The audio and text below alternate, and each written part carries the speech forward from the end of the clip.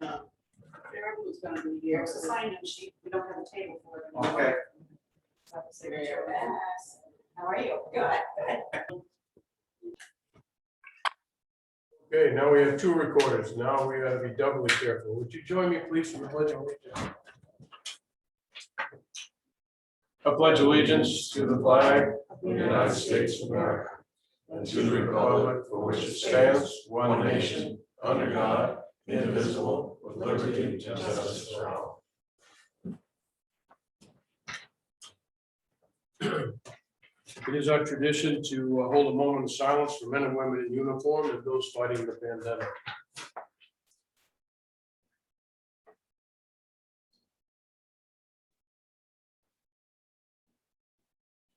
Thank you. Well, we need to order at 1 minute after 6. You guys do the pledge of allegiance pretty good. That's some practice. Welcome, everyone. I see there's some people that have joined us from away. They're very tanned up. Looking good. Crystal, very nice, all of you. Thanks, Uncle Steve. We have a quorum, believe it or not, with just 3 of us here. I think the rest are coming. I'm not sure, but we're going to get going. First thing is conflict of interest. Should anybody find themselves in a position where there's a conflict, please let me know. And to discuss, but not to go. We have 2 adjustments for on the agenda this evening that will be at the bottom of consent items, which is number 7 in our list, referencing the sewer and the airport. I need a motion for approval of the minutes for May 17th. Quick motion that we approve the range of Board of Selectmen regular meeting minutes for May 17th, 2021, with any corrections or Any corrections or changes? All in favor? Aye. Thank you. The public hearing, May 24th, 2021. Motion that we approve the meeting minutes for the public hearing, budget public hearing. That was scheduled for May 24th, 2021. Second. We can't vote on this, Ethan, you weren't here, so we'll have to wait on this one. Were you here for the No. last public hearing? No, you weren't here. I guess not. Thank you. I saw you on your motorcycle. All Just kidding. 6 minutes. I'm kidding. Yeah. He wasn't on his motorcycle. I'm just kidding. We were looking close, it's a little bit of blur. Yep. So we're gonna wait on that one. See if we get public to speak on non-agenda items. Anybody? Yes, Mr. Marquis. I've been working today on doing a little research on trees. Cemetery, Deciduous or conifer? whatever you want. Maple or pines? Maple, of course. Deciduous. Yeah. Check it. And I haven't brought this information to the cemetery committee yet, or, so I'm just looking for some, one particular thing. And some of you saw I staked out Yep. where the trees should go. I measured them so they'll be kind of even along there. And I looked at today and you put 6 trees in, 5 to 6 feet, 5 to 6 foot trees. It's going to be about $1,000. Now, I already have donations from 2 people, myself and Mr. Silver. And what I'd like from the board is their blessing. If I could start a little fundraiser thing to raise the rest of the money under the auspices of the town of Rangeley. I didn't want to go out there and ask for donations without the selectmen's approval being to the town. I'm sure we can get plenty of donations to be able to get these trees. The planting probably wouldn't be too fall because they recommended planting these things in the house. But that's basically what I'm asking. The commission. What's the cemetery committee say about the trees? I think they're placing those trees there. Thoughts? I have donations from 3 people. So we're on our way. Okay, So yes. So with going with deciduous trees, you're gonna see that side of Goose Alley. This would be a separate, so this would be the front line of the fence, the old brick fence is. Okay. So the intent would be to bring some maples back that were there originally. Okay, We're still working on a whole implementation plan for the fence, on the install the whole fence or pieces of evergreens. And we want to get planted between Goose Alley and Sanctuary. thank you. You're welcome. Anything to chime in on? We're talking about the cemetery and planting the trees. Dennis mentioned you'll see some stakes. There's one tree that he brought up to me that is not in a correct pattern. Are we gonna move it or take it down? Well, I think we should take that, no leaves on it, just to be dead. Oh, okay. Any concerns about that? He wants to fundraise to plant, to get trees. Okay. Joe, you wanna donate what I donate? What's that? Dennis, what did I say I was donating? I can't remember. Excuse me? What did I say I was donating? I can't remember. City donating a tree. Okay, you want to donate a tree? Oh, yeah. Bless America. All right. Cherry maple's a little more money than silver maples or some autumn maples. Okay. I need a motion to allow him to I'll put you fundraise. down for the sugar. I make a motion to allow Mr. Marquis to organize fundraising for trees for the cemetery. Second. Any comments? Questions? All in favor? Oops. Was there? My comment is definitely talk to my father-in-law. Sure, he'd be willing to make some sort of donation to Those are gonna be my next phone call. that. We All those in have favor? donations for 4 1, trees. 2, 3, 4. Thank you. Thank you, Dennis, very much. Thank you. Gonna move back on, May 24th, public hearing. We have a motion from Cindy and Ethan seconded. Ethan cannot vote because he wasn't attendant of that meeting and neither was David, so it's Shelley. All those in favor of the public hearing minutes? Thank you. Next up, you'll see, anything else? I'm sorry, public to speak, anybody else?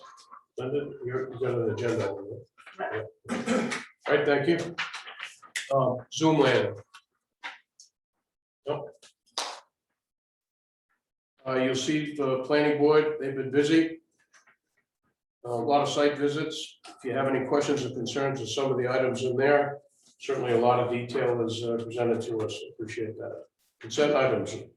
Liquor license, MSP and G Inc. doing business as Sarge's Sports Pub and Grub.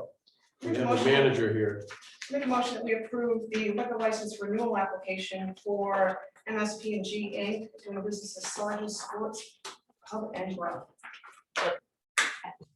Seconded. Questions, comments, concern? Hearing none. All in favor? Thank you. Simple, painless. Thank you. Thanks, guys. Proposed police department sign-on retention bonus. Joe? Thank you, Mr. Chairman. As the board is aware, we've lost a third of our police department recently.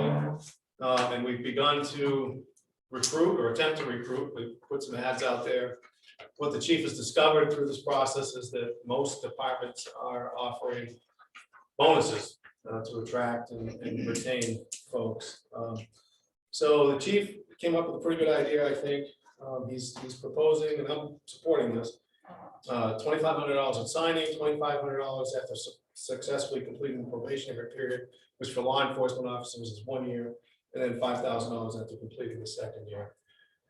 So I do support this proposal. I'm looking for authorization from the board to advertise it this way in the postings for the job. Questions for Joe? Go ahead, Cindy. So this would only apply for those that are currently certified and do not need to be sent to the academy, is that correct? Who are currently full-time certified in Maine or are eligible to receive a waiver for the Maine Justice Academy, correct? Joe, would you point out the savings that we're experiencing because we don't feel we're going to be getting somebody in the next? Yeah, yes. So the strategy that the chief and I are approaching this with is we've had one applicant so far. And I think probably would be the end of July, maybe August before we do interviews. Hopefully we can get some more folks and have a pool of candidates. In that timeframe, there'll be some reserve officer use or hours worked, but there'll be a savings in the third officer by not working. We'll have that money still in the account, and that's where the chief and I are predicting that we'll take the first $2,500 from. Then the second $2,500, because it's a year out, would be budgeted, and then the remainder would be 2 years out, so we would budget for that during the budget process. So there is a commitment here that kind of spans out over a couple of years. But I think in order to be, somewhat competitive, we've got to do this. Questions? Yes, Sean. So you said basically that are Maine certified, right? So, because if they're from out of state, they still have to get certified in the state of Maine. And that doesn't mean us sending someone else to the academy, correct? If they receive a waiver from the Justice Academy, so if they're from out of state and they can get a waiver, they would fit into this program. Right, but we still have to pay for them to get certified with the Maine stuff, I believe. I mean, you don't have to maybe do the full academy, but I think you have to still do certain qualifications for Maine, because Maine is different than other ones. And I also, on the sign-on, what's the usual history that we've been having them before they leave? It's about 2 years, isn't it? So maybe that should be a 3-year service at the 5,000 instead of a 3-year service, because it seems like the rotation is every 2 years. Yeah. By the time they start, and then sometimes if they have to go to the academy, it's not. And that, I mean, it also, I mean, I know we've looked at it in the before about possibly looking at other things that, like the town of Madison, they went through, and what they ended up doing is they ended up doing away with their local law enforcement because they ran into the same problem. Because Rangeley is and has been more or less a stepping stone for most, where if you only have the borders between Rangeley, it would be nicer if you actually had the plantations participating like they do with the fire chief and the fire department, and had that extra protection. I mean, these people are coming up here spending lots of money on their second homes and wanting that protection. And technically Rangeley is not supposed, is only Rangeley. I mean, but I'm just saying that other towns, I think Dixfield also got rid of their police department because they're running into the same thing. With everything that's going on in the world, not a lot of people want to be cops anymore. And I know that they've done the sign-on bonus for, I think it's Farmington and Wilton, and I don't think that they've had applicants yet. So, I mean, I don't know if that's what's going to draw them to a career that a lot of people are trying to kind of avoid right now. So how do you want to change this proposal from Chief French? I mean, I would look at possibly doing maybe a 2-year and breaking it up even the $5,000 even more. You know what I mean? Like maybe another 250, and then after 4 years, do another, I mean, 2,500, then after 4 years. Because if our turnaround time is 2 years, we're gonna give them $5,000, and then we could receive their notice that they're going someplace else. That's just mine. I think she brings up some valid points. And can we have Chief and you talk this over again and see if we can't spread it out over some more and come back with another proposal? I'd be happy to do that, Mr. Chair. I would like to, in the interest of recruiting someone, get it out as soon as we could. I think we're in a position tonight, if we, could we do 2,500 at the end of the second year and then 2,500 at the end of the third year? That would spread that 5,000 out between the end of year 2 is doing 4 steps. 4 steps over 3 years. So what's usually the turnaround? Like what has been so far the history of them going? I mean, I see it this way. I mean, my husband started out, same thing. His career started checking houses, believe it or not. Where That's was that? what they've done. Where was that? When Stephen started working for Rangeley. Rangeley. Yeah. Okay, stepping. That's right. Yes, it is, because that's You what and I hired happens. him, remember? I'm gonna tell you, when these guys get out there, the lines, they want more. They want, I mean, they're, Yep. those- So let's identify what we're gonna change in this proposal so Right. we can move on. So, Okay. tell me what your thoughts are again. You kind of went across the board from, well, I'm just saying like what other No, people I hear are you. actually looking at doing, and Yep. they have been over the years, and it's getting, I mean, it's getting scary that a lot of people don't want to get into that career. Mhm. But I mean, I guess I'd like to ask, what's our history? Is it a typical 2-year turnaround, or is it more of a 3 years? Or are you thinking that 2,500 at the 2-year and then at the 3-year do another? Like split the 5,000 into a 2-year and then a 3-year? That's one way to look at it, Mr. Chair, but maybe, maybe in the interest of retention, maybe it's 3,000, and then maybe another 3,000 at the end of 3 years. To answer your question, 2 years is typical turnaround in my experience, and in talking with the chief, he agrees with that. Before I forget, if I could, though, we also had the conversation, the chief and I, about what you mentioned about the plantations. And that's something that we would be interested in exploring if the board is interested in exploring. Right. That could help, I think, long-term with staffing. I think, and you're right, the chief and I talked about challenges and keeping people interested and so forth in the job. So those are all things that he's aware of and has talked about. But so I'd like to explore that if the board is interested in that, not necessarily tonight, but at some point. Oh, yeah, plus you've got Saddleback and stuff like that. Like I said, a lot of people, they're spending a lot of money on houses up here. And they have security systems, and if something happens, the alarm comes. And right now, they're not doing call sharing with the state police.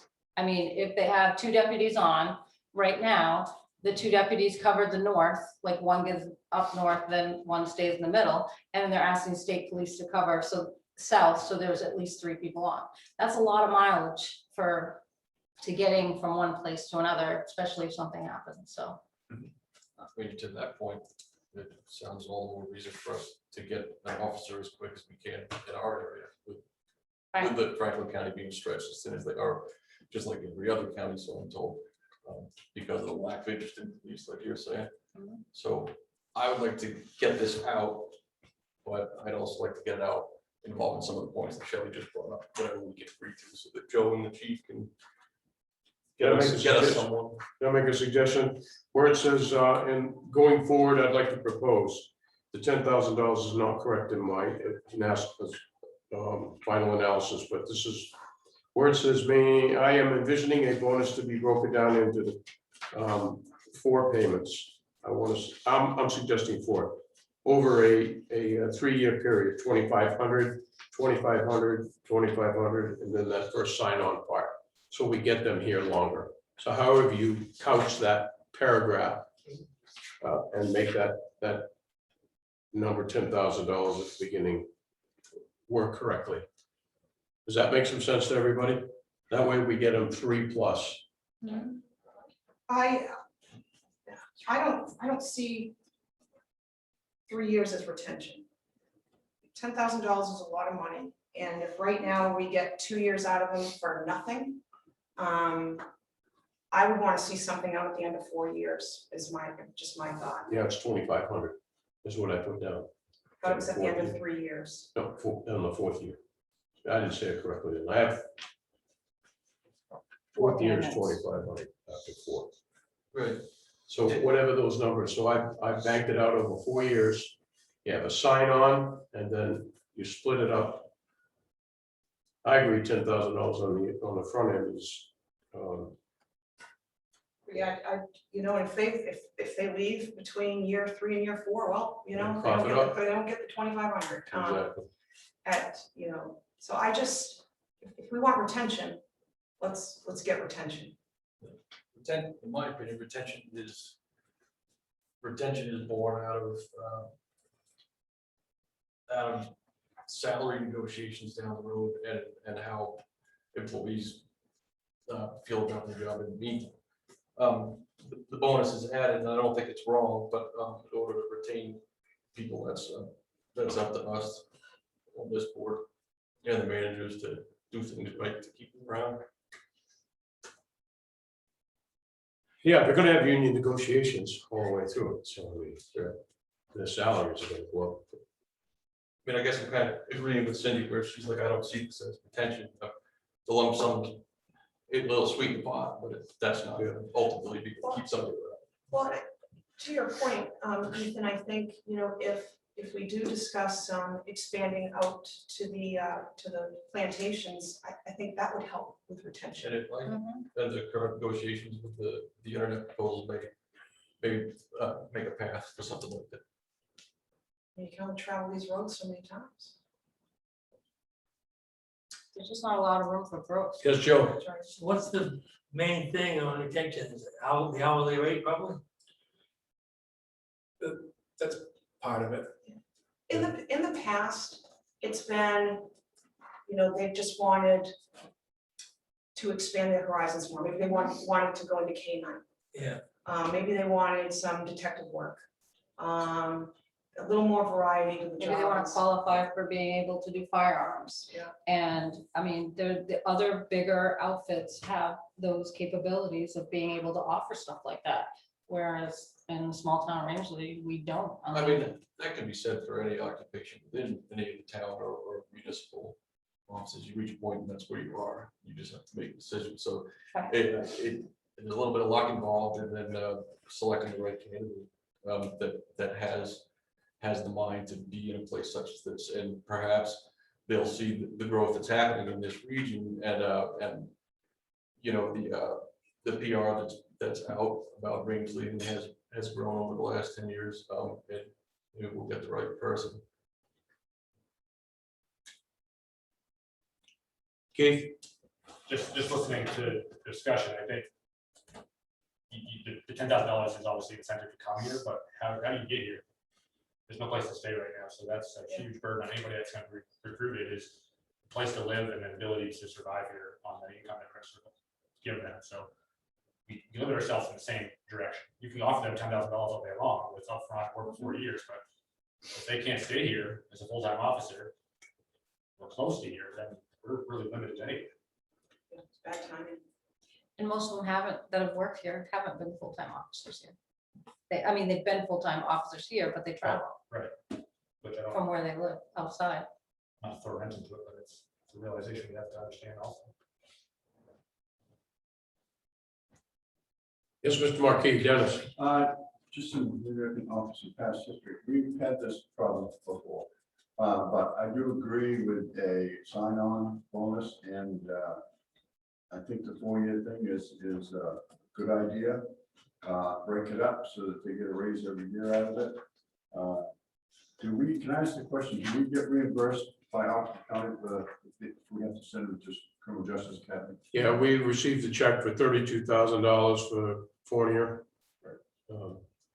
Right, but the people, and everybody makes a good point that it's tough to get a place in Rangeley to live. Now, that's not just police people, that's everybody. Mhm. I mean, if you look at the people who travel to Rangeley every day to work from out of town, it's tremendous because there are no places. So it's not just a problem that's just police, it's everybody. And I don't know how you're gonna be able to solve that right off, but just a comment.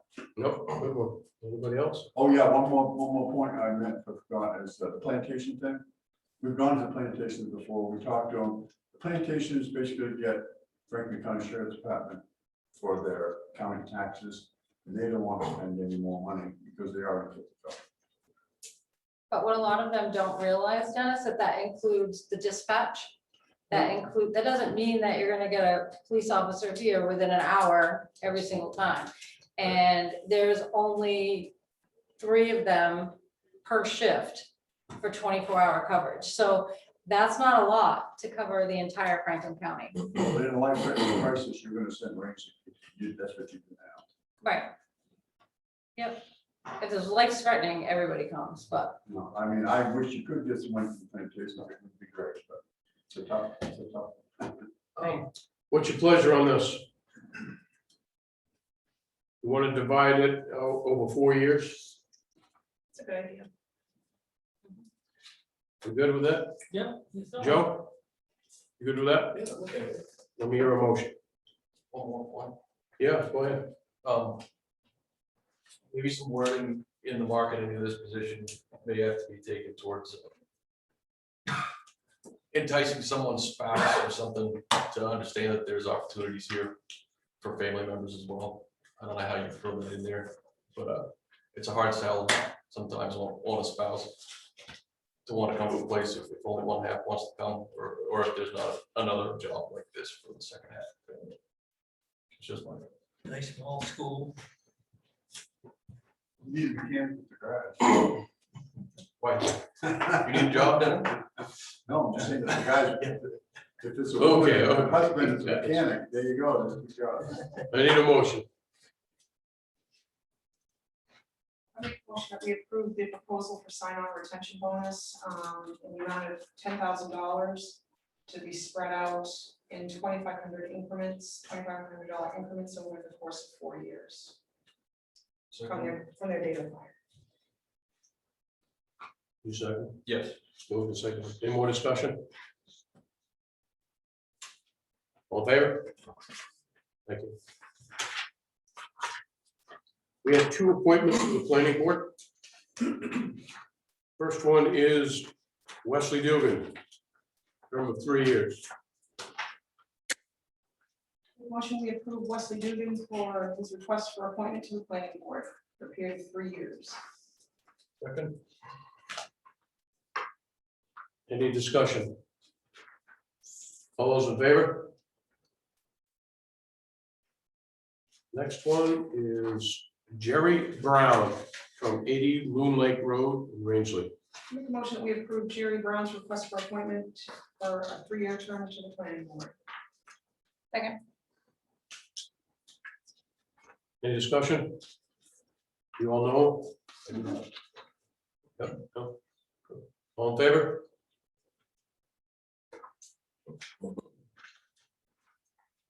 I asked earlier, still my understanding that we have 2 alternates still need to be filled. That's correct. Right, so all of you in Zoom land, well, the 2 of you, or maybe there's more, I can't see that. Oh, that's us. Yeah, okay. All right, next up is event permits. Starting off with the Chamber of Commerce, July 3rd in the park. This is pending Park Commission approval. I make a motion that we approve the event permit application for a festival hosted by the Rangeley Lakes Chamber of Commerce in the Rangeley Town Park for July 3rd, pending Park Commission approval.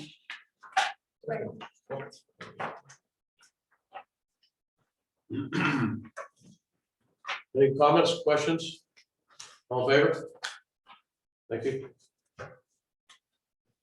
All carriage parade pending Park Commission on July 3rd. Make a motion, we approve the dog carriage parade on July 3rd, pending approval. First and second, thank you. Before we vote, these are annual things each year. I mean, isn't it safe to say that precedent has been set with, I mean, I know we gotta worry about the will and we got all these things to consider, but what if the Park Commission, I mean, if the Park Commission would say no and it came back to this board and you already have an unanimous vote, we're sort of spinning our wheels here a little bit. You follow where I'm going with this? I'm getting a little tired of worrying about, do we use the park? It's a people's park. All right, all in favor of the dog carriage parade? Thank you. I'd just like to put that one to bed somewhere along before I die. Next up is RFA's Birds of a Feather, also on July 3rd, that doesn't need Park Commission approval. Doesn't. No, it's not, doesn't say feather. Need a motion. Yes, Keith. If I recall, I believe Birds of Feather already went through to the Park Commission. Okay, That is that art show, obviously, they were in favor of, with the same mindset of the park being used, but it had to be noted that through everything, obviously, there is, granted, it's RFA's putting it on, but somebody's making money. what a terrible thing. Terrible thing. But they were 100% behind it, they just wanted to make sure. Awesome. you guys were aware. Are you involved in with the park commission? Yes, sir. Maybe everything that goes on in the park commission is a donation to the park commission. That might alleviate all of this in the future.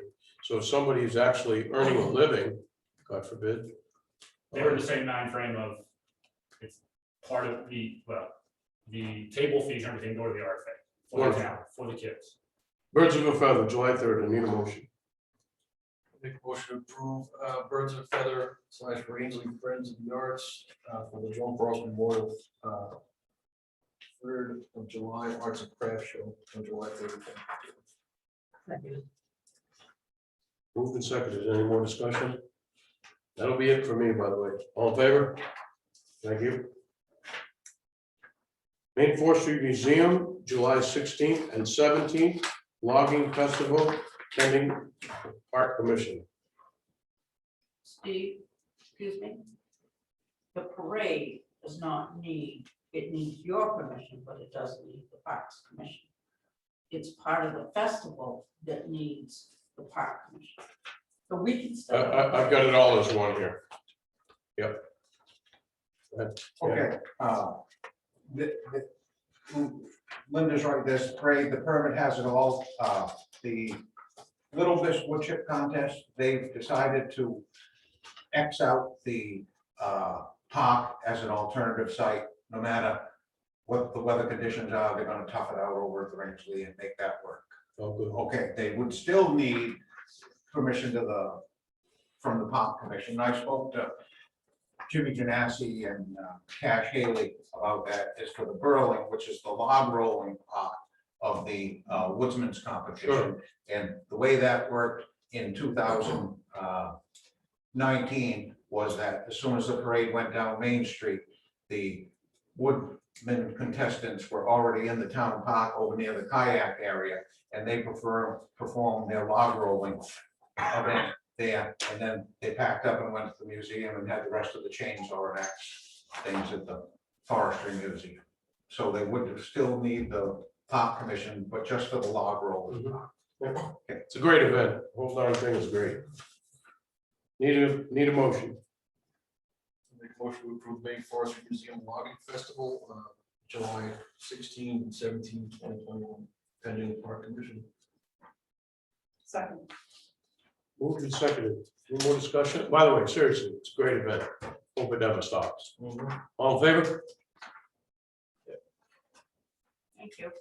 Thank you. All I want to know is if they're gonna have my salt pork, beans, and hot dogs and biscuits. Waiting for you. It's the only thing I go for. I like all of it. Ask my kid, drives me crazy. A new twist to it, Baxter Brewing there is gonna have beer at the pavilion. There's gonna be an area set off, so You're in Dallas, right? you can have a cold beer with your whole beans and hot dogs. I've never had a cold beer. I'll try one of those. You're in Dallas, right? Good. Yes. Any of you that have an antique car, have a float, I'm having great response from the community as I'm going to individual businesses. And I have a chair this year that is going to be working on the flyover that we didn't have, because we didn't have the parade last year. And we didn't have the flyover in 19, I guess it was. But we have a chair that's putting that together as well this year. And the people were just thrilled with it, as they have been for years, and really wanted to know where it was. So weather permitting, chair doesn't fail me, we're on. Matt, you got that on the record, right? Yeah, That's yeah. good. One other thing that's noteworthy about this year, last year was the 40th anniversary of the Maine Forestry Museum. All of those things got postponed. So we're gonna treat this year as the 40th anniversary. And in the Maine Forestry Museum Hall of Fame, there will be women inducted for the first time. There'll be Patty Cormier, that's head of the Maine Forest Service. There'll be Sarah Medina from Seven Islands, who was the first graduate from forestry school at Orono. Bruce Dunham's like Mary Dunham that used to run the seafood truck here, and was actually a horse logger with Bruce, in the area. And Patricia Quinn, Mike Quinn's Oh, wife, that that was a great, forestry great. truck. She was also the Parks and Rec director Yes, she here for a was. couple of years when she took a short break from that. So having women inducted into the Forestry Hall of Fame, I think is a good thing. Absolutely. Thanks, everyone. Thank you. Okay, vendor's license, RFA, Birds of the Feather, July 3rd, Town Park Ranger. Make a motion that we approve the temporary application for a one-day vendor's license to take place Saturday, July 3rd, for the Birds of the Feather Gallery under the Ridge Defense of the Arts. Moved and seconded. Comments, questions? All in favor? Okay. Restructure. For the front counter position. Nope. Mr. Chair, we've been operating with an interim town clerk for the past 2 or 3 months. We've learned some things from that experience. It works well, having that person do most of the duties of the finance assistant and the town clerk. We're pretty happy with the way that's working internally. The one thing that we discovered is we need the help of the county. So we need somebody to be at the county to answer the phone, receive people when they come in. And I also envision this person helping out in an administrative capacity, assisting other folks in the office as needed. So I've restructured the job description to that effect per our policy, our staffing policy. I brought it to you initially to ask if we could have an interim town clerk that would do those duties of finance assistant and so forth. That's worked out pretty well. I would like to kind of leave it the way it's built now, the way we're doing it now, and include a person that's an office assistant. That I envision that being full-time. The money's in the budget.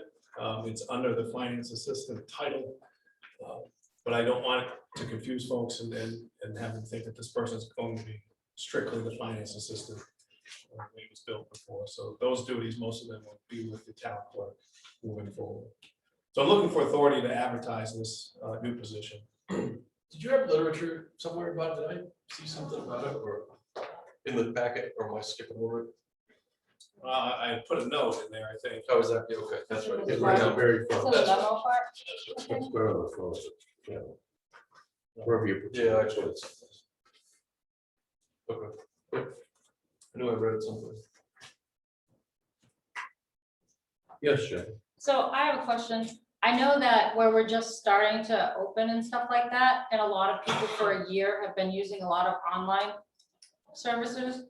Do you think there's enough to, where we're at a spot where we don't really know what the level is going to be by reopening yet? I feel it's a good question. These are things we talked about. I talked about this with Rebecca and Tracy and Mary. We talked about all these things. One of the biggest things that we need to take care of is the phone ringing. So if somebody's on vacation, having that person, one person missing from the front end makes a huge difference. There are days where I'll pick up the phone if I hear it ringing a lot, just because it's because people have been remote, they're calling a lot. But also the phone just really never stops. The people are starting to come back in now. We're by appointment, but if somebody comes in, we'll accommodate them to the best of our ability. So it's just with the workload of having the finance person be the clerk, we really need that person that's going to be at the counter to answer the phone and also be there if somebody takes a day off. So if the finance director needs a day off, the town clerk and finance person will be filling that role. We still need somebody to answer the phone. So. Yeah, I'll get her. Oh. Board, anything else from the board? Yeah, I get. Yep. So if I remember if you did this, sound like 2 people got extra money to cover 3 jobs. 3 jobs, so how's that gonna, well, now if we're gonna hire another person back, and how, I don't know how much money it was, or anything, but I just remember somebody get paid extra to do all this work. It's an excellent question. It's another thing I talked with the team about. The plan is, once we get somebody in, that those stipends would go away for the folks that are filling in now, and then that would be part of the salary for the person that we would hire. Excellent question, though. Is it possible that it would be more affordable for the town and beneficial for the current people behind the counter. We figured out a way to spread duty around and reward the people behind the counter instead of giving another whole salary again. Benefits. Give a little, some sort of compensation spread out between the people already behind the counter, saving the town some money and putting some more money in other people's pockets. Excellent question. Another conversation I've had with the team, and I'll be honest with you, 100%. At the beginning, and they'll all know this, so I don't mind saying it public, but at the beginning, that was kind of what I was thinking. I think that's kind of what we're thinking as a group. The other side of that is we want customer service to be number one. So when somebody's got a day off, people are entitled to take vacation. People are entitled. So I've had it happen where people are on vacation. Somebody's got a sick day, and you can't deny that. People are human beings. They have things they have to do in their personal lives. I don't want customer service to suffer because of that. So that's kind of what I think to your point, I think the benefit to us as staff is to have enough bodies to be able to pull it off and keep that customer service there. We've thought that through, really. And I think it really makes sense to have that person at the counter. And then because there's a little new dynamic there, that person, we can specialize more, the finance person and the clerk, can kind of specialize on those things. And then the person at the counter is going to be able to help people like Bailey and Keith and so forth when they have time. Because, to Selectman Ethan's point earlier, we're growing. We've got stuff, the stuff just keeps coming in. I wouldn't want to cut bodies out. Even though that is how I began looking at this process months ago, I'll be honest about it. Bailey? I have 2 points, agreeing with Joe, the phone calls, even there have been days where we have fully staffed front office and I just happen to hear the phone ringing, all 3 of them are already on the phone and I'll run out and grab it or something like that. Yeah. Phone calls are a big thing, and then the other point which Joe just made was that it would help out myself, Keith, fire chief gets a lot of morning phone calls and he's doing other things and can't always get to them. Someone who can answer our frequently asked questions across the departments, I think would be really helpful, especially if we are struggling to get applicants in for my deputy position right now as well.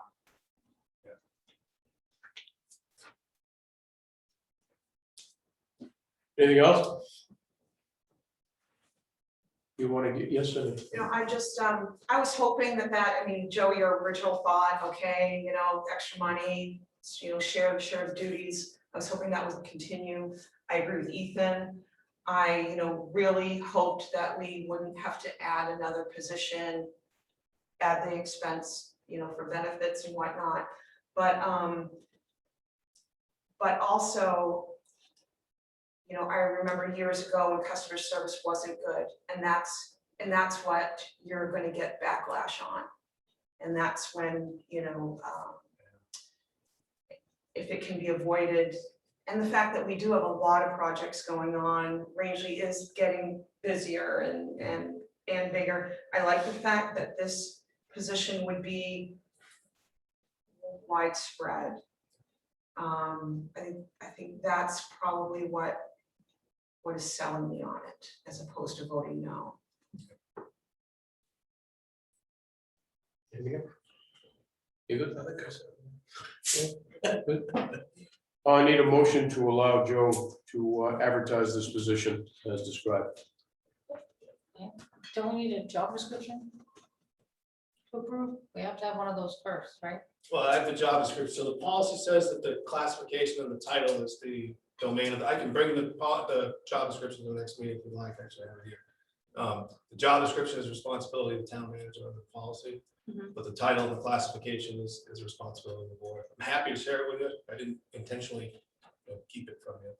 No, it's just usually the job and the duties and stuff. We've always in the past, we've approved those as the board, and then it usually goes forward after that job description is approved. But at this point, Joe's just asking for authority to advertise. Correct. We can change the job description as we get that. Need a motion? I'll make a motion that we grant the town manager authority to advertise for a full-time office assistant / customer service representative position. Second. Moved and seconded. Any further discussion? Yes, Mr. Markey. I just want to make a comment that, as in the past, it should be a requirement that the person that we put out at that counter is a happy, outgoing, nice person that makes the people, when they come in, feel good. And not somebody that's giving them a hard time and stuff like that. But it goes a long way to the perspective of how the town treats people. So when you're interviewing people, see if that person has that. You know just what I'm talking about. I'll quit my job today. We do. Mr. Sunshine. All those in favor? Thank you. Thank you, Dennis. Sometimes customer service gets forgotten. I think it's time we talk about resuming meetings in person. And the question is, how do you all feel about it? This is across the board, all boards, ours, planning board, et cetera, et cetera. Good idea, I think. Yep, all of them, everything, pre-COVID. Okay, we good? But still, the people are having the option to zoom in if they want. Okay, good point, but yes, they'll be able to zoom if they want. Yep. Yep. You'll all have to help, in various boards, because it's sometimes I focus more on what's in front of me than what's on the screen. Yeah. We don't need a motion on that, we'll just do it now. We're good. Well, Mr. Chair, Want a motion? I think a motion would be in order. I made the motion to resume all town meetings, all committees, boards to pre-COVID status in person. Second. Moved and seconded. Further discussion? All in favor? Thank you. Welcome back, everyone. A long time coming. With that said, all of you, Mark, all of you, I really commend you for your patience in Zoom, because believe me, on this end, it's certainly not easy, and I would imagine at home, it's not easy as well. So, and Tracy and Rebecca, who's not listening to me, thank you for your help. Okay, next up is fire department radio purchase. Joe? Thank you, Mr. Chair. The chief wasn't able to be here tonight. He and I had a meeting about his request. There's a NFPA standard in number 1802. It's a new standard that suggests radios in the hands of interior firefighters should meet certain guidelines. So imagine you've got the gloves on, you're in a Scott Air pack. These radios are compliant with Bluetooth, so you don't need to have a cable anymore that comes up to your headset. It goes electronically, unless things snag on, unless they catch on fire. The radios he's asking for 6 watt. That's the highest power threshold allowed by the federal government. That's an important thing. If they're in the building, they need to be able to get out, and if they're in a remote location, they need to be able to transmit to the repeater and so forth. So he has noted that the lower wattage radios that he has, one 6 watt now, it's a chief's radio, but he's asking for 5 radios for his interior attack folks. So his troop of interior folks is numbers 5. And so typically, I said to the chief, we were talking about it. So typically this is something that, because of policy, we're going to bid on. And he said, well, would be kind of a moot point, because the Motorola radios, dealers are only allowed to sell it at one price. They have this government pricing. So I said, well, I looked at the policy some more, and I said, I think we need to go to the board with this, make them aware of it, make sure that they bless this purchase. So the cost for each radio is noted in the chief's memo to you, is $47.19 through the Motorola government bid process. He's asking for 5. Expected lifespan 10 years. The other thing the chief noted to me is that he's had trouble buying things like turnout gear, things that he had put in this budget he couldn't get because of supply chain issues. He knows the radio requirements there. He wants to kind of get ahead of the game. So we're requesting authority to purchase these radios. And the total, Mr. Chair, would be $23,595 from the fire department operating budget. Last time I checked, the balance in that account was around $97,000 in total.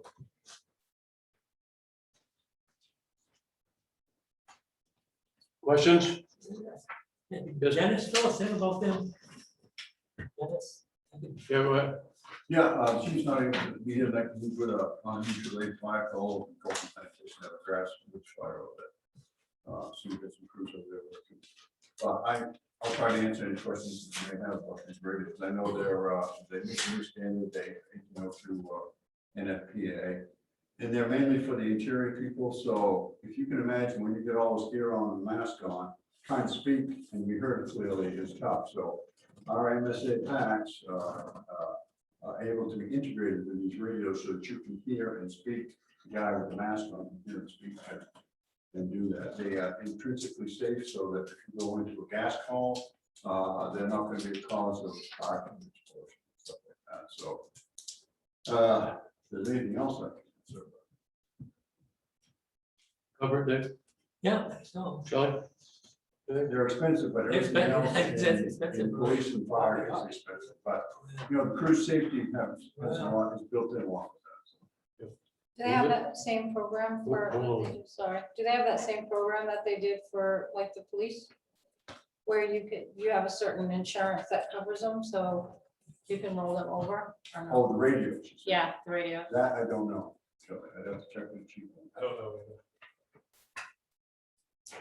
What do you mean by insurance? There's one company that you basically pay a certain dollar amount, so once something happens, because they're obsolete, how long often Do do you know what they? it is? Because I believe it's I don't remember, I know that I gave that information, we were doing budgets to the the police chief.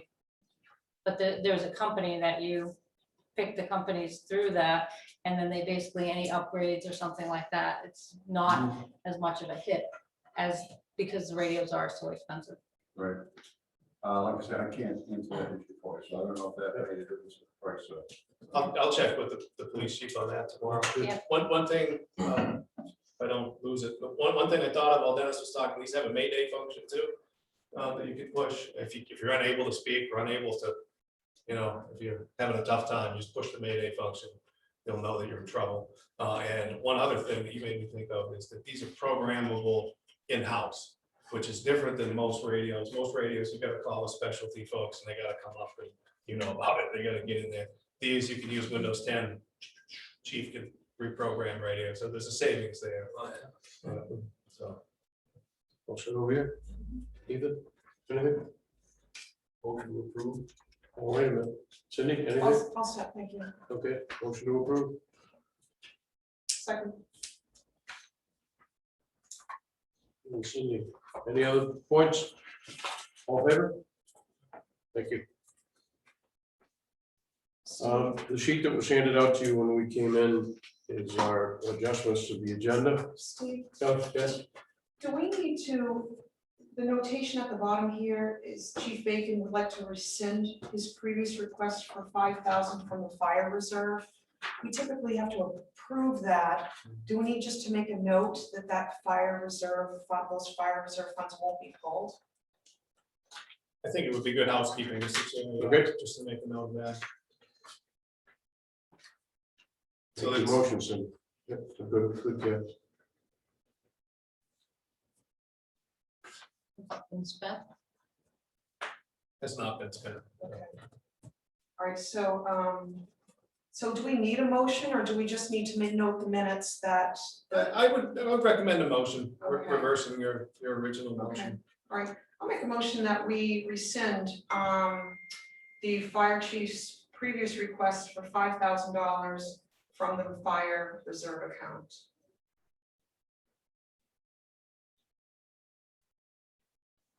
We'll hear a second. Second. Moved and seconded. Further discussion on that? All in favor?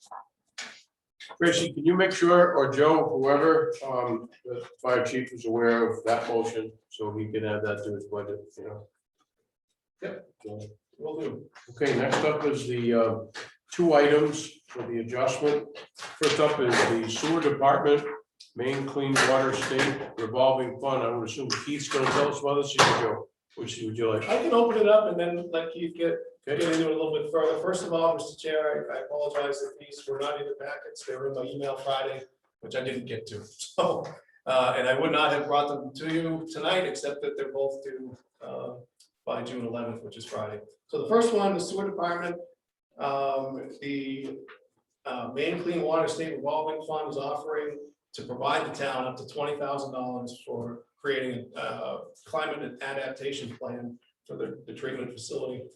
The plan, and this is where Keith can kind of fill us in on this, the plan will allow the town to better prepare in the future for fluctuations in the climate.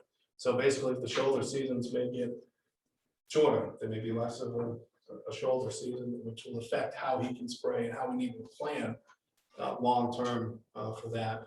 Before I turn it over to Keith, what I am asking from the board tonight is consider voting to allow me to sign this agreement with the revolving fund. And then also at the same time, if you would vote to approve an expenditure from the sewer reserve for the $20,000. So the way this works is we pay Wright Pierce to prepare the plan. When it's done, they reimburse the town by applying the $20,000 to the principal on one of our loans with the Maine Bond Bank for the spray facility. But Keith, do you want to get into more detail about why this is important to the town? I absolutely can. So obviously, we came to you early April initially with the SRF overall grant process in hopes that we would be able to seek capital infrastructure plan, recap or future planning, and then at the same time we'll get rate hearing. Unfortunately, rates scored well with other communities. So fortunately, we were able to have a chance of $20,000 for this climate adaptation plan. So for me, what I've noticed in my time in Rangeley for 11 years now with the sewer department is, like Joe said, we've had these later winters, earlier springs. What it does though, my ability to spray correctly or by my permit. So summer season, obviously, we've plowed the grass typically from June 1st till maybe September, at least September and off. Wintertime, January to March, maybe April. Again, our falls get longer, our springs get earlier and draw out. So I can't really, the ground's too solid to put water on the ground. So I can make snow, but then it's not cold enough to make snow, so I'm just having a bunch of runoff. This allows us to hone in our equipment, optimize settings, and look at what our future needs are to one, be able to put product out faster, where we should go with the change in for range. And again, at the same point, it's freely in a sense. Questions?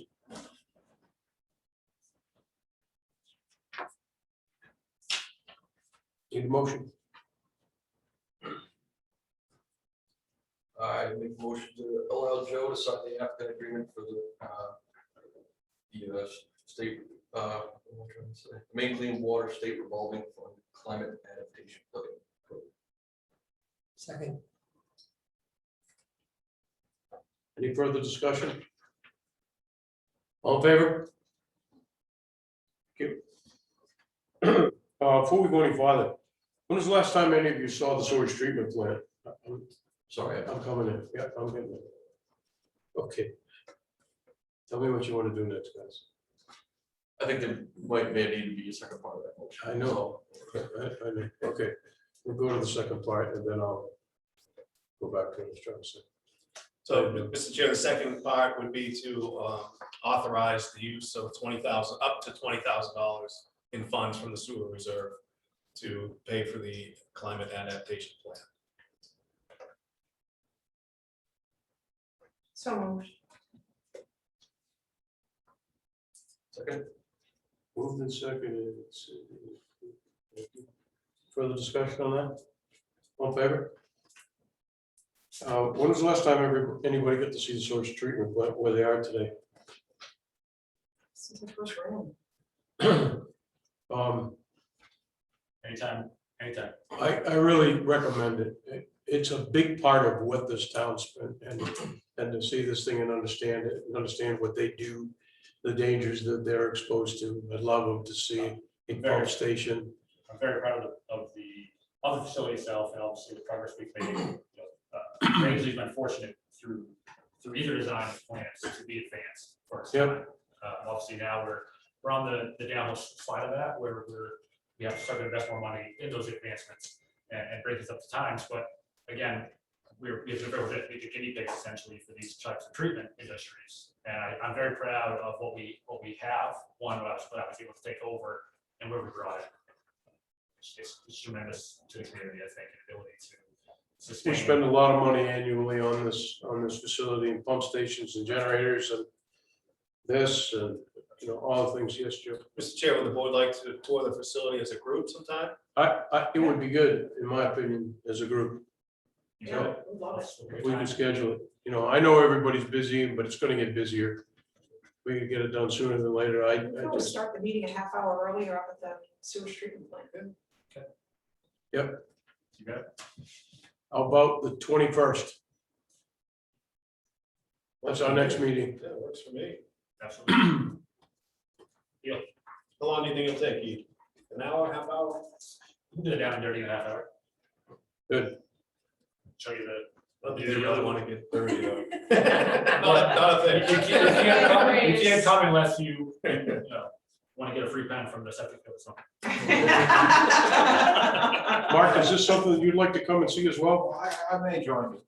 Well, you haven't been invited yet. I'm not being flippant. I'm being serious. I mean, if this is something that you'd like to come, please let me know. And we'll make that happen. Sure, I'll go with you. Okay. If you Great. choose to have me. Yep. No, where's the water?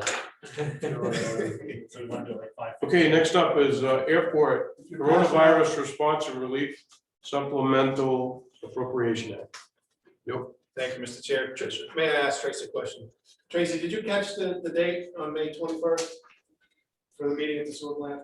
Was it June 21st? June 20th. Yeah, June June 21st. 21st? I did not catch the time that they wanted to go. Let's shoot for 5:30 Up there, up at the, at the plant. They give you time to get back here by 6? Yeah. Probably not. Let's do 5. 5 Does that o'clock. work, Mr. Chair?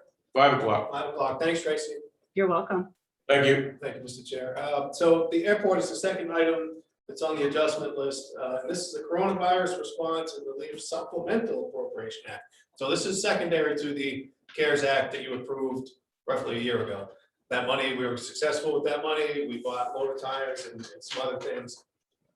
With that spent, that grant is closed out. This is a new one that I did apply for. And so if I can take a minute to explain this. So the FAA, Steve's laughing because he's heard it already. So we have to sign all our documents electronically, but you can't use an email address that's been used before. So the same person can't use, 2 people can't use the same email address. So my email address has been used before. I had to create a new one. So I created a new one, which is a Gmail address. I didn't want to go through all the hubbub of having just the airport manager arrange it. So I just Gmail. So they've been sending me notices about this thing since sometime in the end of April. I didn't know because I hadn't been checking that one. So I've set it up today so everybody knows that it now goes to my phone. I've got a list there to check this more frequently. I'm making light of it. It's not really funny. I missed it. So anyway, I got it. This is another one that came in, and the deadline is the 11th on this one. So this is for up to $9,000. It can be used for operational expenses. And this one allows for operational expenses such as management, like the airport manager stipend, janitorial services. So it's pretty broad. The only, I say the only thing, the thing that stood out to me, there's a lot of things in there that are pretty boilerplate, but because this is pandemic related, they require us to have a policy that people wear masks in the public spaces of the airport only, not the town. And remember, this document was written many, many months ago, and it says until the president extinguishes whatever executive order it is that relates to this. I think that's probably minimal inconvenience for us. There's not really ever a lot of people congregating at the airport, and if there are, and they're inside, we just have a posting. The only reason I bring that up to you is if it's policy, you'll have to sign off on it. I'll bring it back to you.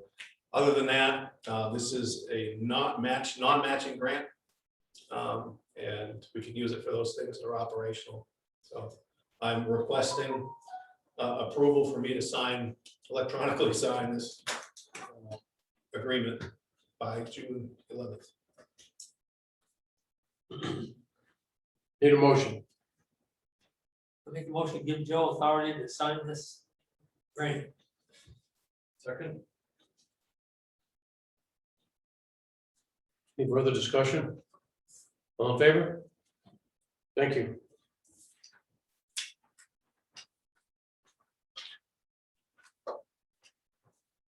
We have no correspondence.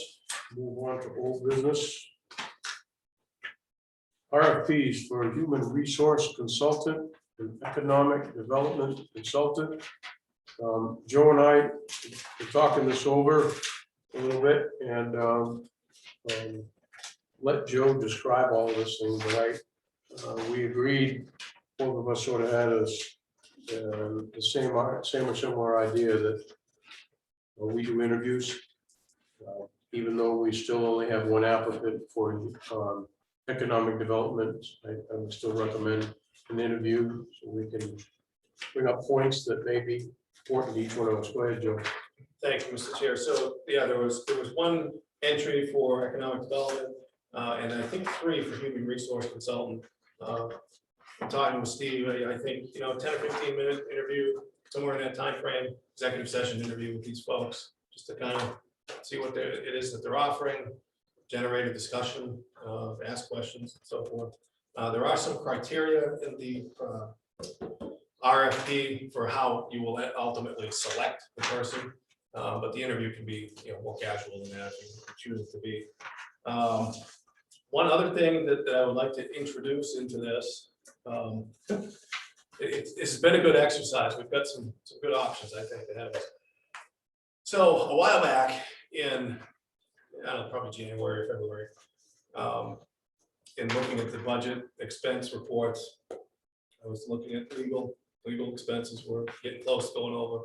They're over now, and that happens sometimes. So I reached out to Kristen and Steve and said, can you give me, it was budget season, I said, can you give me some documentation, some information on a retainer as we build the budget for next year, just so that I can have a little more confidence that we're not going to go above that. And they said, yeah, and it took a little while for that to come in, but they did send a proposal. It was, I don't know, a month or so ago, maybe a little longer. It came in, and in the proposal, they had been to the website, picked up on this RFP, and there are some things in there. So I don't want to get too far into the details of what's in that, but there was a proposal there that you may look at too when you talk about these things with the other folks. Again, that whole conversation began with me trying to get information on a retainer so that we could contain our legal costs. So if the board's interested, I can bring that to the meeting, the next meeting.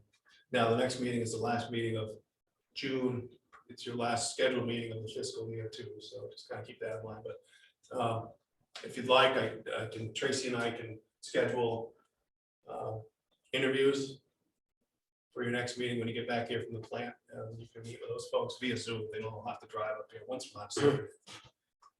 I'm sorry. So were you saying that you got a proposal from Freddie Flaherty for the HR? So a portion of it, yes, or for legal services, which we discussed before. So that's not out. That's an excellent question. So we have not released an RFP for legal services. I had inquired with them from a budget standpoint. Is there a way we can get on a retainer so as we build the budget? And they said yes. And eventually the information came. When they were preparing that statement, they had been to our website for some reason and saw the RFP and said, "Oh well, by the way, as part of our retainer, we could." Provide X, Y, Z. No, I thought that's what you meant, but I knew that we had asked for a proposal for legal too, so I wasn't sure which one you were talking about. Also, Any questions from the board? I'll get right with you. Yeah. Okay. Just a question. I see, maybe this is the wrong time for this question statement, but I see tremendous value in both these positions, and obviously I've worked with both of them. Current consultants.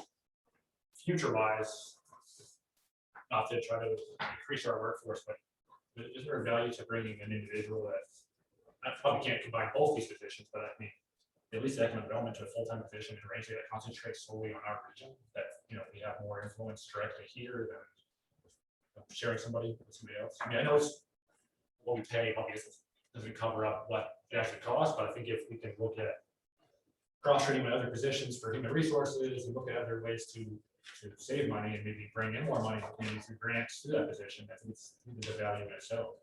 My 2 cents. Again, I don't know what a true developer makes for money, but I think there's a huge value to Rangeley if they solely concentrate on this area. Because what we're doing right now. My 2 cents. Thank you. Thank you. Rebecca, did you have your hand up? No. Anything, Cindy? No, it's, just to follow up on Keith's point, because our comprehensive plan calls for economic development. And at one point, we tried combining code enforcement with economic development. They're not copacetic, one is completely different than the other. And we had the outgoing person who held that position let us know when she left that, yeah, she was headed straight for an economic development position in Wyndham. They are a lot of money, and towns like to steal the good ones from other towns. Is if by following newspaper articles and whatnot, there'll be one that's in Scarborough for a while. Oh, no, now they're in, South Portland or whatnot. But yeah, we probably over 6 figures, I would think, for a good economic developer. But it's often, I think their selling point is, well, I'll make you that back in grants or whatnot, which is why we went with the consultant component, because with the board at the time, we actually did advertise for solely, and we didn't get a response. We just weren't willing to pay. Makes sense. Yeah, so that's, and we happen to hear down through the grapevine, so that's the short story of Rangeley economic development. Thank you. I will share this with you. And the reason that I wanted to do the interviews is because I think we need to glean some more information. And then we'll be able to put together a better plan for how we take this information that we have here and implement it for Rangeley. There's still some more information that this board needs, my estimation. Anybody else have anything on this? Yeah, no, I agree with you. I think it may not be difficult for you, but it's difficult for me to put a dollar figure on this with so many discrepancies happening. I think it's difficult for everybody, quite Okay, frankly. just wasn't sure if it was just me because everything's not apples to apples. And, We can't make that comparison with the information we currently have, which is part of the reason why I would recommend that you wait for the second hearing on this one. Yep, but thanks for this info. Steve, Yes, so, I'm not sure I followed it all the way through. So are you folks interviewing these applicants at your next meeting? Is that what your plan is? Okay, thank you. yes. But we're not planning on adding our current attorney just because they added that they did it, because they didn't make the cut, they didn't make the bid, The right? discussion about the attorney was just to fill in the blanks as to what he gleaned from his conversation, asking about a retainer. And they said, oh, by the way, we could do A, B, C, D, E, F, G too. They're not in this mix here. Okay, all right, Yeah, but that's, if that was unclear to you, then I'm sure. right. That's correct. They did not submit anything for this RFP. Anything else on the RFPs? Okay. New business, LD 1312. First of all, Bailey, a lot of nice work there. Yeah, thank you, good catch. Good. You have a presentation for it?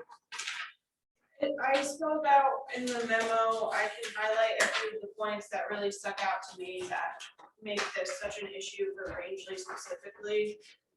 Or if any of you have any specific questions. All right.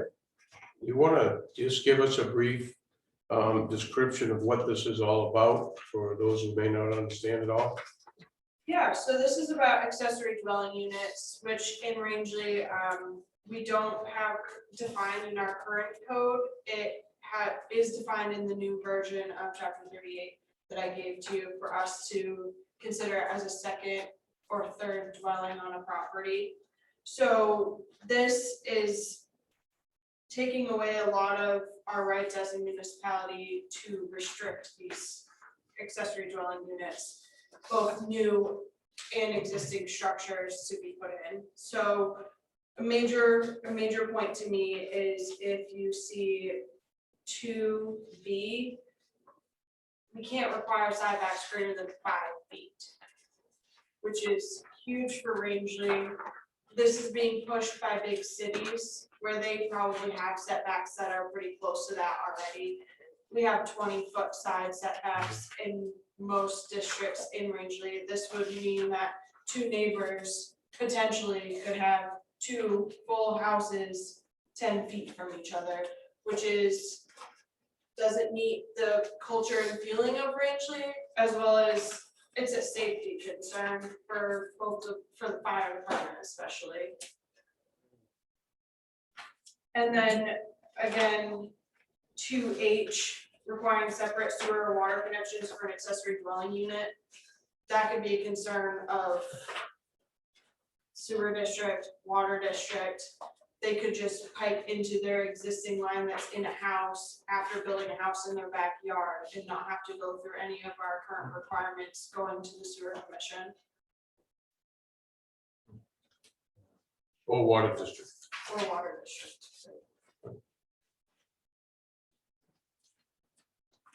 State law, this is new, But this is new state law they're trying to put through or something? the request here is to get them to pull it so that the Yes. legislative body can discuss it. But Mr. Chair, it is at the legislature. They voted to put it on the agenda, or it is on the agenda to be voted on later on. So we're asking for. Yeah, the committee that this was referred to voted unanimously to put it through. So at this point, it's not facing any type of debate in the state, even though they had multiple, Public hearings, such. they had one public hearing, they had some submissions by people opposing it. MMA was a major one, that wasn't opposing it, but was addressing allowing municipalities who have existing ordinances on accessory dwelling units to continue to use those, rather than being forced to use this one. It's my understanding that there's a grassroots effort to stymie this, and we're just part of it. Yes.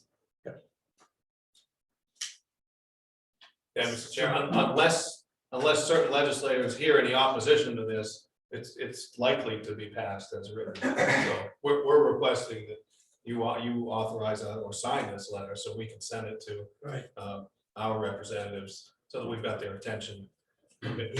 They may vote against it. So if they pass this, that means anybody can go and build a house 10 feet. 5 feet from their 5 property feet, line. that's crazy, bring that up. Well, if you're living in the town where you don't have much real estate and Yes, everybody's city. looking to maximize. Yeah.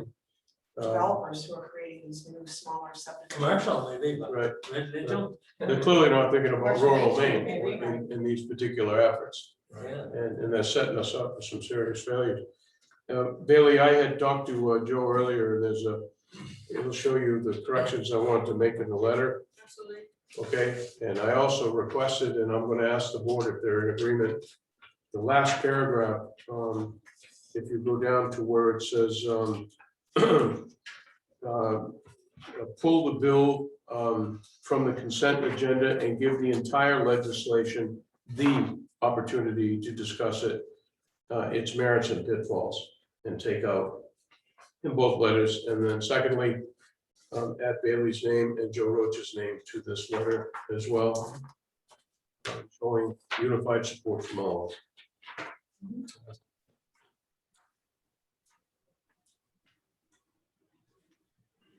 That's plantation, holy cow. Well, Probably not many people know about this. they should They should be sending letters as well. Oh, yeah. I bet they don't know about that. Well, the plantations would be following state, so if this got passed even with an amendment, the plantations would still have the 5-foot setback Right. concern, It's because crazy. they Yeah. are under the land use planning commission. It's a good catch, Bill. Good catch. With the changes to the 2 letters, are you in favor of these letters? Yes. Need a motion? Make a motion to send the letters to the, what we got, As amended? senators, As amended, okay. Russell Black. You know, I'll second that one. Fran Head, I guess, I know she's still on the road. Yeah. All those in favor? Billy again, thanks again. I'm gonna go fix those and hopefully we can get you to sign them and we'll send them off. I think Tracy's got them all. Bailey, I've already fixed them. I've already got corrected versions for signatures. All right, thanks, Tracy. Thank you. Appreciate it. Property tax lien foreclosures. You'll see, we've gone through your documents, there's 2 in front of us here tonight. Yeah, I respectfully request a month continuance on Wait, 110. property number 188. I know they're trying to get this thing resolved here with the town. I spoke to Joe about it earlier. Joe, you wanna? Sure, yeah, it's, Steve and I talked about it, so there are the two properties there, the properties are now town owned by the foreclosure process, so you've got time to determine how and in what fashion you want to, you know, remediate or mitigate that foreclosure, or how you're gonna recover from it, basically. So you've got time to think about it, now that you're aware of it. You can think about how you want to handle that property or both of the properties. So I think, you know, take some time, think it through, come back in a couple of meetings, and take some action then. If you'd like any research done, I'd be happy to, you know, do that with MMA also. Shelley? Do we send them certified receipt requested when we send these notices? I think so. Rebecca, can you answer that question? Yeah, everything is sent certified, starting with the 30-day notices. Anything after that is definitely certified. I thought that was the case, but I wanted to be sure. No, well, the reason why I ask is because one of the individuals that were on here, I actually contacted them to see if they knew about it, and they didn't know anything about it because they had moved. So they never got any letter or any bill or anything. Not true.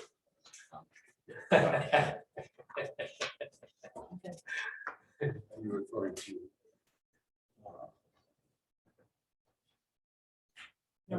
No. Someone that paid. Oh, I don't know. He about paid, those he came people. and paid like the next day as soon as I That told him. part I don't know. I thought you were talking about one of these 2. No, not one of these. I'm like saying like one of the ones that we had before. And he had moved. And he said that he never even got any notice, so he didn't even had a clue. But he sent someone to pay the next day. Feel that? Mhm. I think Shelby's question was not whether it was just certified, but certified with return receipt requested that you actually received something back in the mail that the people The card. signed for it, received it and signed for it. And I'm not sure that was answered that way. Rebecca, is it a request for return receipt? It is request for return receipt, yes. Thank you. So, how do we go? What's the next step here? We just, I can get the board some further information on how to handle properties like the first one. The first one has some special circumstances there, so I can reach out to MMA, get you some guidance for that if you'd like. Bring it back in a couple of meetings. okay. Does that work? Is that good for everybody? Yep. Good. Good job. Okay. Next up is town manager reports, department head updates. Seems like I forgot one. No, department head updates. You saw all of that. I don't want to ask, I'm curious about the Rooney Way. What, I didn't understand that. What happened to us, do you know? Up on Dallas Hill, you had a call, there was Chief went, and then, what was all that? Okay, you know You anything may about not know, Mr. Chair, that was, the chief responded alone. And it was a welfare check, Oh, and the responding officer, the police, law enforcement officer, got there, door was locked. Nobody was responding, so called the chief, which is common protocol for tools to open the door. I think, as I recall, by the time the chief got there, they figured out what was going on. okay. But they needed him, I did. a welfare check, nobody responding, door locked. We can get somebody here to open it without breaking the door, that's what we're gonna do. In terms of the public, I'm not trying to pry, I just didn't understand all of that. Okay, yeah, So I have one question, because I have had a couple taxpayers mention that the tree on the power lines, is it true that Maine DOT removes them for the town as their service is it on the power lines or the phone line? on the power lines? You have a problem, you get a lot of calls from trees on the lines going out to Stratford, there's no problem, it's just telephone. Mhm. Everybody calls these in, telephone company does not send a contract up to do that. So they sit there until they fall down, or somebody takes the time to cut them down, because they just won't do it. We used to get, I used to make a lot of money off that, I'd get call outs all the time to go up and, you know, total, but, no, the DOT, as far as I know, would not remove any trees off wires, but they will remove trees that are laying blocking the road. Oh, only on the road, okay. It's like, Rangeley, Public Works. they remove trees from the roads if they're not on wires. Anything else under department head updates? I have one thing, Mr. Yes. Chair. Probably everybody noticed when they came in, but I want to thank the RREOC and Keith specifically for his work in developing the banners that are behind the board tonight. These are what will be placed downtown Rangeley, downtown Quasit. That's the result of a lot of meetings with the committee, a lot of research, and they kind of picked some things that they thought they liked, and then Keith really took the initiative to say, I think we can maybe get some fireworks and the loop and the balloon in there, and worked with them, Bailey and that. So I wanted to thank them for their efforts there, and let you know that these will be coming soon to a light pole near you. So it'll be a little bit of time for the rollout. It won't be tomorrow. We're gonna leave the Lakers flags up for a while. We've got to figure out how to get all the mounting hardware on there, but this is what it's gonna look like.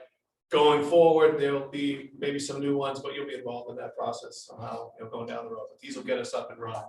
So I wanted to thank. Very attractive, by the way. Yeah, look good. Yes, Great it does. colors. My 2 cents, I will say that if it was a group effort, our hopes, talking with Joe and the other staff in the town would be that we can, and Shelley, to at least be able to utilize local artists' pictures, but we weren't ready, obviously, with release forms and everything yet. So this is just generic, that time, Display Sales came up with. I love them, but I think if we can begin to get a hold of local talent or other pieces like that, I think that means a lot more to the community. So I'm excited for those future banners And the school. and the school kids, anything else we can do. I think it really will help set precedents in our town. I agree. I have a little funny snippet that the fire chief said today. He wants to get all of his officers, all of his firefighters on their own banner.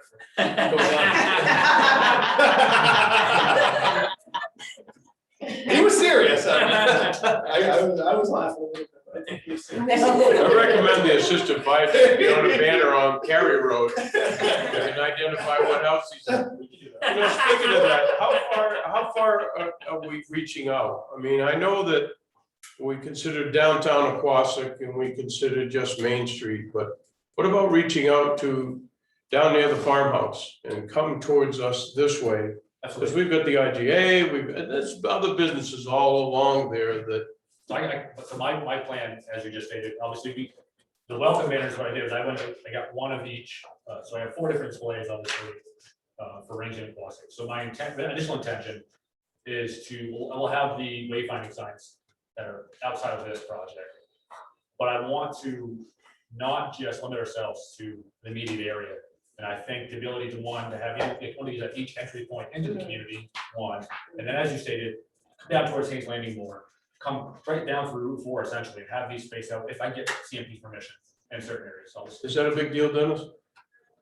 Well, right now you have 55 permits basically for trees on poles now. The new decorations they put up, they skip every other pole, but there are a lot of poles in between. And you have flags on that were in the original permit. To get more, yes, you have to get permission from the pole owner, and the pole owner is Century Fox. I'll seek further permission. So all you're gonna do is talk with Asha, and she'll get to the process to get you permits. You also don't need lighting for these poles. I mean, they do make future, if we want to, they do make lights that go onto these. That can either be solar generated or whatever, just to have a nice low light ambience. Yeah. But I think they're, First step, expand our horizons. Second step, something else, in my opinion. What do you all think? Cindy, you with us? Yeah, I think Yeah. I like the idea of focusing on the entry points and then expanding out from there. Yeah. Shelley? So I don't want to also take away the beautiful signs that we paid a lot of money for on the wooden ones that we've done. But I also, Keith has parking signs too. so Oh, over the way here, with it, yeah, right, so the the- parking. I'm not 100% pleased. I will tell you that color did not come back quite as hoped. Obviously, I was looking for like that safety blue Yeah. more than that lavenderish color, but I think they'll look, to me, they're a little more attractive than our current brown and green ground signs. So this will be a temporary learning lesson. These are the first ones that came through. I will correct those and make it a little more appealing, but I think long-term, they really kind of help direct. a little When I more. first looked at that, I thought I was out of focus, and I realized there's two Yeah. offsets. So Yeah. squint my eye. I will tell you that, so again, the proof versus what I got, versus what my eyes told me, it's my fault. Like the rest of it. Not when you're driving. It'll be good. It'll be an improvement, definitely. Good job. You know, be up high enough to The even see. blue, you don't want to offset that with people like associate that with the handicap Correct. So we're trying to, Yeah. I'm excited. or rest area. Make you feel better. When I looked at it, I was like, cool, a parking sign.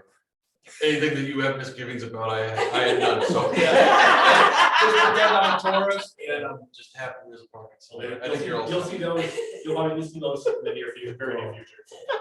Come out, so. Yep. Just like carpenters, they build houses for people move in. Carpenters see all the stuff they wish it turned out different, and the people are happy. It's not fair. No, you're good. That's fair. Anything else on the department heads? Jeff? Nothing, Mr. Chair. Okay. Calendar, guess what happens on June 8th? We have our town meeting. Be there, be square. What's the date today? 7th. That means it's tomorrow. Get out of here, Tracy, so you can get set up. But, and then July 19th, Joe, you want to talk a little bit about the tax commitment and the situation with TIF? Sure, Mr. Chair. So, talking with the assessor, Rebecca, they've scheduled the 19th of July to meet with you folks to set the tax commitment. I just put this note on here about the fact that the TIF approval is still pending at the state. Matt was talking about that. He said, you know, as soon as we know, we would like to know which way it's going to be. And his concern was, I believe, that if the state tries to change the parameters of it, then it would be kind of a different commitment. But anyway, I just wanted to put that in there as a note, that would be the only thing that might change the date from July 19th. But we're shooting for July 19th. Good, thank you. Any questions for that? Other business, Oxford County Sheriff's Department has reimbursed us $32,000 for Tyler Fournier. Best of luck to you, Mr. Fournier. Follow-up information for May 17th meeting. Joe. Mr. Chair, we covered one of those already. That was the report to Bruni's Way by the chief. That was a leftover question from your May, I think it was the 17th meeting. Whenever you last met, you had 2 or 3 questions and I didn't have the answers to in the meeting. So I provided those to you in writing via email, and then I wanted to make sure we got them tonight. So the public also had a chance to get those documents. Find it right now, there's two other things, was one of them a punch list? Yes. Yeah. The Elm Street punch list is here. And then the Loon Lake Road NPI project has a projected substantial completion date of September 30th. And then October 30th for closeout. Keith did tell me that they moved some digging equipment in there today. I know last couple of weeks they had the cutters up there. Keith and I met with an abutter, we had some layout questions, and I think we've got that person squared away pretty well. He's pretty happy with us, so. Correct. That's the update. You should follow up, touch out, sorry, you should see, central construction starting tomorrow with ditching, if trucks can come up here. And then from there, moving out, we'll have the, remote light system working, so be aware of that, any travels to the transfer station. Should get in a rotation. That went up today, right? We're up today, so. Anything on any of this? Summer was busy. That road is definitely busy, and this should help. Construction wise should help kind of slow traffic down. I'm probably one of those guilty personnel that. But I'm excited to work with Vining and see the outcome of this road. Anything from anybody else? All right. Monthly financials, any questions, comments? Like, are we on track? Yes, for the most part, we are. The town office account is, if it's not over, it's really close. Yep, I feel that And then. Rebecca is, So we still have what, one more month, right? Because we have to wait until July to make sure everything's paid for June. right, well, yeah, the books will close June 30. The staff will take probably that afternoon off just to close things out. Not take it off, but close it to the public to close the books. And then there'll be some things that come in after that day, you know, that we paid for, although we're trying to be very careful about spending with that account. So hopefully there aren't any outstanding items. That's the only one that I am aware of, and Rebecca's been working on pre-audit stuff for this year's audit. We're trying to get things back on schedule. Last year was COVID related, so she has been working very hard on that. She's also looking into this town office account. So trying to figure out what happened there. Okay, you have a hand up? Anything else in that monthly financials? All set? Okay. Don't forget, polls open. I don't know if anybody's listening to me. 8 to 8, correct, Tracy? Yep, right here or in the firehouse? Right in here. Perfect, perfect. Select board communications. David, you got anything? I noticed the dead tree down on Shore Road, right there by the gingerbread. Somebody ought to take care of that. Make it. A huge pine tree. Okay. Now, That, it's been discussed with Earl and Larry, Mike Coop, talked about it the other day, and we're making a plan to address that. Okay, I see you got some orange ribbons on the tree. Okay, good. We've met with Lucas in regards to that, those other ones. You know, Dennis and I travel that road probably more than anybody does. And I go farther on it than he does, but there are a number of enormous pine trees on the carrier. I mean, do we worry about maturity? Because if these things should come down in a storm, when there's somebody going by, that'd be catastrophic. I mean, should we be looking at an arborist? I don't know. At what point is it our responsibility, not the property owners?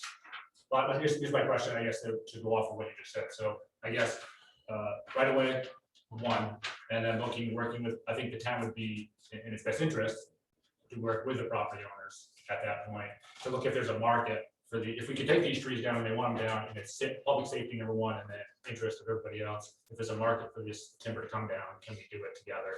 And at no little or no cost. Well, I'm not an advocate of cutting trees down willy-nilly, but I worry, the two that I told you about, Correct. I don't think there's any question they're dangerous, yeah. I think John Lamana was our last tree warden, and that was a non-compensated position. And he was just interested, he went around and kept aware of the health of trees like you're mentioning that may pose a risk in the future, and identified whether they were on private property or in town or state right of ways, and just kept the board informed about those things, but. John's been going a Maybe, while. there may be somebody, I don't know that people know there's a position of tree warden, a town tree warden, but maybe if we publicize that, we may get someone like John Lamana that like Dennis does with the streetlights and things, you know, that wants to monitor the tree situation in town and keep you folks informed about it. Would you be happy to have Mark post that in his articles? Would you be interested in, well, I mean, it's something that they can, I mean, it's good to put the news out there. yes, let's get it out there. I don't see a problem with that. We might even know somebody in a green shirt who's capable of doing that. Yeah, I mean, it would be. I was gonna say, but you beat me to it. He ignored me again. That's all right. Writing notes. You missed that completely, didn't you, Mr. Morgan? I'd have to get with Joe there and see what, if there's a description for a tree warden position or whatnot, then I will try to incorporate it in my article for this next. That'd be great. Edition. As long as you apply for it afterwards. Count on that. Yeah, he did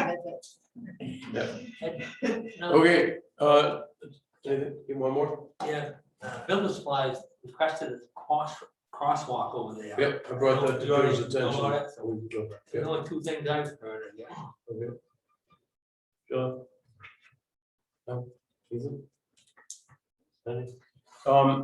Did Joe talk to you about I think it's a culvert issue over there, Yellow Point in Aquasic? That was, if I believe, that was taken care of today. Okay, great. Thank you. That's all I have. We gotta go into an executive session, everyone. Appreciate you attending. Thank you. Like you had, Dennis. So we're gonna keep this right here, right, when Bailey does after the letters and stuff? Because this is tabled for now, right, until you deal with the one coming up? But leave this in here? Yes, I'm still working on the annotated version, but we're kind of waiting to see what happens with this. That'll be one we go to. Okay.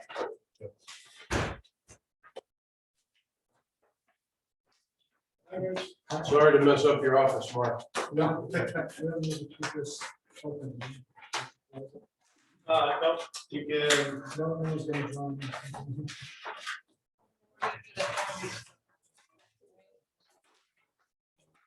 I'll close, no, yeah, if you can. I can pause it. Yes, if you can pause the record.